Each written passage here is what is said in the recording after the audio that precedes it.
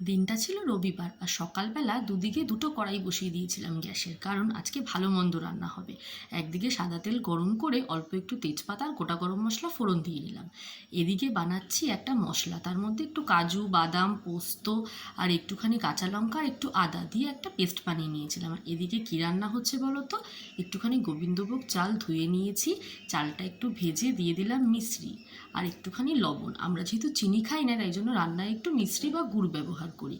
আর হ্যাঁ, ঠিকই ধরেছো, এটা রান্না হচ্ছে পোলাও, সাদা পোলাও। সবাই তো পেঁয়াজ দিয়ে সাদা পোলাও করে, নিরামিষের দিনে কিন্তু এইভাবে পেঁয়াজ ছাড়া সাদা পোলাও বানিয়ে দেখতেই পারো। তো তার মধ্যে একটুখানি কাঁচা লঙ্কা আর অল্প একটু গরম জল দিয়ে দিচ্ছি। আর সাদা পোলাও যখন, তাহলে তো জলের সাথে অল্প একটুখানি জাল করে নেওয়া গরম দুধ দিতেই হচ্ছে রান্নায়, তাই জন্য একটুখানি গরম দুধও দিয়ে দিলাম। আর এবার পোলাওটা ফুটতে থাকবে আর এদিকে রান্না করে নেব স্পেশাল একটা আইটেম।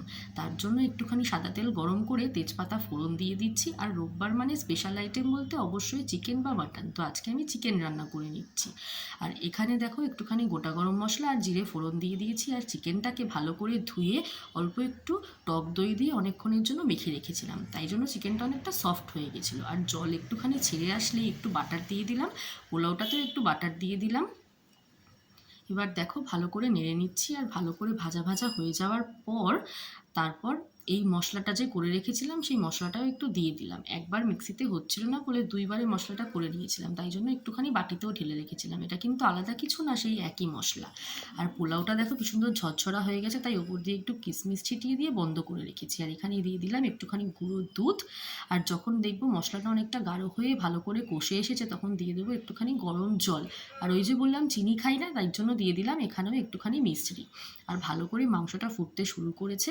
দেখে নেব যখন মাংসটা ভালো করে সেদ্ধ হয়ে যাবে আর যতটুকু ঝোল রাখার প্রয়োজন করব সেই পর্যন্ত আমি ভালো করে ফুটাবো।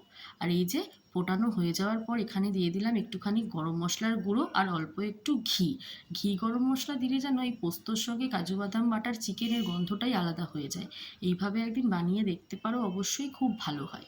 আমি খুব একটা ঝোল রাখিনি, অনেকটাই মাখা মাখা করে ফেলেছিলাম। আর এই পোস্ত আর কাজুর চিকেন যখন তুমি নামাবে ঠান্ডা হওয়ার পর আরও বেশি করে দেখতে পাবে যে অনেকটা ঘন হয়ে গেছে।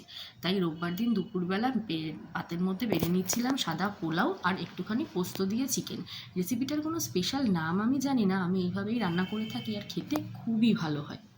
আর না না, এতটা পোলাও আমি একা খাবো না। রোববার দিন দুপুরবেলা আমার বর যেহেতু বাড়ি থাকে তাই বেশিরভাগ সময় হয় আমি খাইয়ে দিই, না হলে ও খাইয়ে দেয়, তাই জন্য একটা থালার মধ্যেই অনেকটা পোলাও বেড়ে নিয়েছিলাম।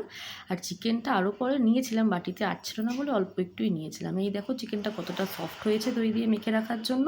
সবাই এভাবে বানিয়ে এনজয় করে বলো আমায় কেমন লাগছে। টাটা।